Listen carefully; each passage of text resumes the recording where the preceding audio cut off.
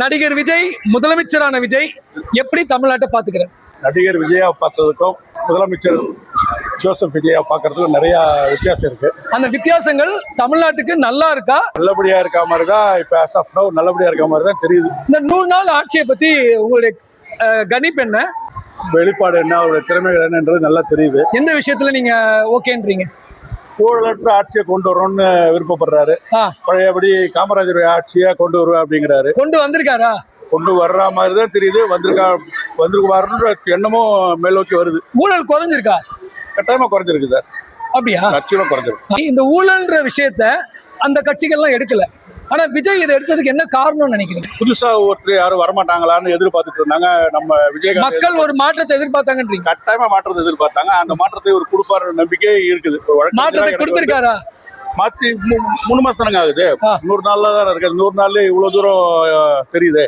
ஏன்னா திமுக சொல்ற குற்றச்சாட்டு என்னன்னா, இவங்களுக்கு ஆட்சி பண்ண தெரியல, நாங்களாம் ரொம்ப அனுபவமா இருந்தோம், இவர் திணறாரு அப்படின்றாங்க.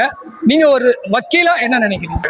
வக்கீலா என்ரோல் பண்ண மறுநாளே போய் ஒரு கோர்ட்ல போய் ஆர்கியூ பண்ணிட முடியாது. ஒரு வரணும், நேரம் காலம் கத்துக்கணும், நிறைய கத்துக்கணும். அதே மாதிரிதான் இவர் இப்பதான் வராரு. 100 நாள்ல என்ன கத்துக்கிறாரு? காமராஜருடைய ஆட்சி கொண்டு வருவாங்கிறாரு. காமராஜரை பற்றிய புகழை பத்தி அவர் எல்லாம் தெரிஞ்சு வச்சுட்டு இப்ப அந்த ஆட்சியை கொண்டு வரதுக்கான வழிமுறையை செஞ்சுட்டு இருக்காரு.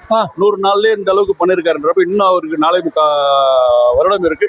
சிறப்பான ஆட்சி புரிவாருன்ற நம்பிக்கை எனக்கு இருக்குது. சரி, விஜயோடைய ஆட்சி ரீல்ஸ் ஆட்சின்னு அங்கங்க சொல்லிட்டே இருக்காங்க. இல்லங்க, அதை ஏத்துக்கிறீங்களா? இல்ல, ரீல்ஸ் ஆட்சின்னு சொல்றது வந்து இப்ப காலத்தின் கட்டாயம். இப்ப எல்லாமே பாத்தீங்கன்னா இப்ப ரீல்ஸ் தான் வருது. இப்ப எங்களுக்கே சட்ட பாத்தீங்கன்னா நம்ம காலத்தின் சூழல் எல்லாமே டிஸ்கா வந்துருச்சு, சிடியா வந்துருச்சு, எல்லாமே ஆன்லைன்ல வந்ததுனால இப்ப வேற வழி கிடையாது. இப்ப யாருமே நியூஸ் பேப்பரே பாக்குறது. நீங்க ஒரு பத்திரிகை பேர் பாத்தீங்கன்னா இப்ப யாரும் பத்திரிகை எடுத்து பார்த்து படிக்கிறது இல்ல, எல்லாம் ஆன்லைன்ல. சோ மீடியா எக்ஸ்போசியர்னாலதான் இந்த ரீல்ஸ் வருது.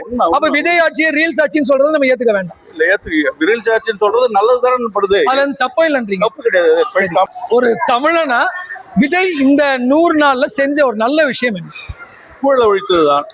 ஊழலை ஒழித்தது தவிர வேற என்ன? நம்ம ஏங்க நீங்க ஊழலை ஒழித்ததுன்றீங்க, ஆனா எதிர்கட்சிகள் எல்லாம் ஊழல் இன்னும் ஒழியலன்னு சொல்றாங்க. அது ஏற்கனவே பழைய செய்த ஊழலா இருக்கும்ல. ஏற்கனவே 2 முறை பழைய திராவிட 30 வருட ஆண்டு காலம் நடந்த அந்த ஊழல் தான் இப்ப போயிட்டு காலமா காமராஜர் ஆட்சிக்கு அப்புறமேல ஒரு சிறந்த ஆட்சி இல்லைன்னு தானே எல்லாரும் பேசிக்கிறாங்க. சரி, இப்ப காமராஜரை பத்தி இன்றைய தலைமுறை எனக்கு தெரியல. காமராஜருடைய சிறப்பு என்ன? காமராஜருடைய சிறப்புனா கல்வி கண் திறந்து வச்சாரு, கல்வி புரட்சி பண்ணாரு, பசுமை புரட்சி பண்ணாரு, தொழில் புரட்சி பண்ணாரு. அவருடைய தொலைநோக்கு திட்டம் யாருன்னு பாத்தீங்கன்னா உண்மையான தொலைநோக்கு திட்டம் அது காமராஜர் தான். காமராஜருக்கு அப்புறம் வந்த பல அரசியல்வாதிகளோ முதலமைச்சர்களோ இந்த அளவுக்கு காமராஜருடைய இடத்தை வந்து நிரப்பல. அந்த இடத்த வந்து நம்ம ஜோசப் விஜய் அவர்கள் நிரப்புவாரு அப்படிங்கறதோட எல்லாருடைய எதிர்பார்ப்பு, என் உள்பட எல்லாருடைய எதிர்பார்ப்பும் அந்த மாதிரிதான் இருக்கு. விஜய் என்ன செய்யணும்னு எதிர்பார்க்கறீங்க? காமராஜர் ஆட்சி ஒரே வாரத்தில் சொல்றாங்கன்னா காமராஜருடைய ஆட்சிக்கு அவர் கொடுப்பாருன்ற நம்பிக்கை எல்லாருக்கும் இருக்கு. இப்ப ஊழலை ஒழிக்கிறாங்கிற ஊழலை ஒழிச்சிட்டாங்க. விஜய் ஆட்சிக்கு இந்த 100 நாள் ஆட்சிக்கு 100க்கு மார்க் போடுறாரு பாப்போம். வக்கீலன்ற மாதிரி எனக்கு என்னை பொறுத்த வரைக்கும் 100க்கு வந்து ஒரு 90% மேலேயே கூட கொடுக்கலான்ற 90. என்னுடைய கணிப்பு பிரகாரம் பாத்தீங்கன்னா அவருடைய அப்ரோச் எல்லாம் அப்படிதான் தெரியுது. நேற்று கூட நான் பார்த்தேன், அந்த மற்ற முதலமைச்சர்கள் எல்லாம் அமர்ந்துட்டு இருக்கிறாங்க.